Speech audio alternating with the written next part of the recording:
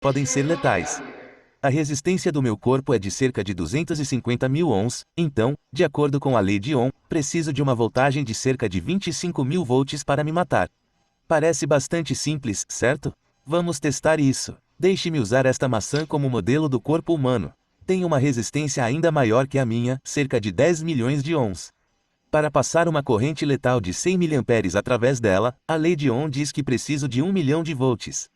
Por que não testamos isso?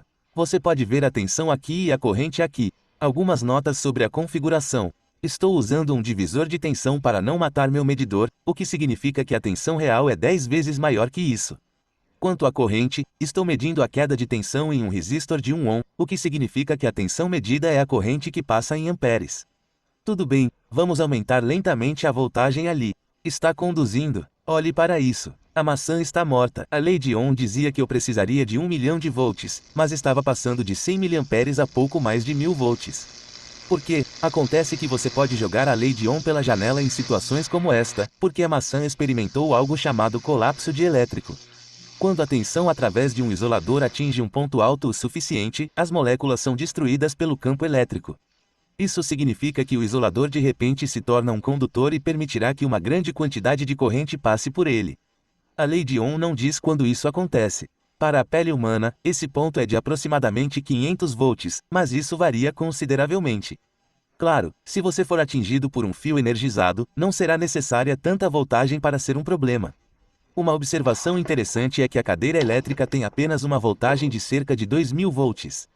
Com base na lei de Ohm e uma resistência da pele de 100.000 ohms, isso não deveria ser letal, mas essa lógica não funciona aqui porque a pele não aguenta esse tipo de tensão. É engraçado porque a lei de Ohm dificilmente é uma lei no sentido físico porque falha o tempo todo. Muitos dispositivos simples violam o comportamento ohmico. LEDs, muitas lâmpadas.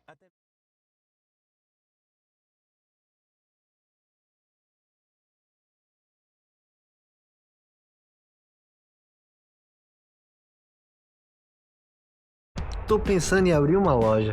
Cara, isso não é uma boa ideia não. Muito melhor tu vender pro governo. Vender pro governo? LEDs, muitas lâmpadas, até mesmo o retificador de ponte completa não obedecem à lei de Ohm. Se você não quiser se arriscar, fique com tensões abaixo de 50 volts, porque esse é o limite em que a OSHA diz que a tensão não é alta o suficiente para eletrocutar. Há outro problema relacionado à resistência quando você está lidando com K. Se você já levou um choque de um fio energizado sem tocar o solo ao mesmo tempo, você já passou por isso. O que está completando o circuito aqui? Um capacitor, é claro. Observe como a resistência desse capacitor é tão alta que não pode ser medida pelo meu medidor, mas ainda pode passar muita corrente. Isso porque pode passar por um capacitor. Você também tem uma capacitância, e é por isso que pode sentir um choque ao tocar em um único fio energizado. Neste ponto do vídeo, sei que ainda haverá pessoas por aí que argumentam que é apenas a corrente que mata, porque é isso que mostram esses gráficos, certo? Ou talvez elas concordem com a ideia de que a voltagem desempenha um papel, mas ainda é a corrente que está causando o dano. Bem, este é o ponto em que começo a me colocar em circuitos que deveriam ser letais sob essa premissa. Mesmo este gráfico reconhece que é mais do que apenas a corrente que mata. Existe todo um eixo no tempo, e o gráfico é válido apenas para uma pequena faixa de frequências também. Então, vamos mudar um pouco usando outra coisa que experimentamos, a eletricidade estática. Sempre que você recebe um choque estático, a voltagem a qual está sendo exposto é bastante alta, muito mais alta do que a que sai de uma tomada. Na verdade, com muito esforço, o arco pode saltar ao ar livre. Essa tensão é de vários milhares de volts. A maioria das pessoas lhe dirá o motivo pelo qual não o mata porque é de baixa corrente, mas vamos colocar isso à prova. Bem, aqui eu tenho um gerador Van de Graaff. É capaz de gerar voltagens muito altas, semelhantes às que você recebe de um choque estático, apenas com esteroides.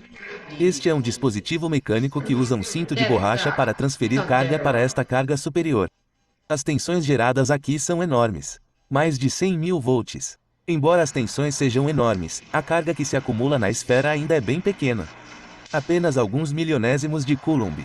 Mesmo assim, essa minúscula quantidade de carga é capaz de produzir uma força que supera a atração gravitacional de todo o planeta. As cargas são pequenas, mas e as correntes? Elas devem ser pequenas se eu puder tocar sem morrer, certo? Vamos em frente e testar isso.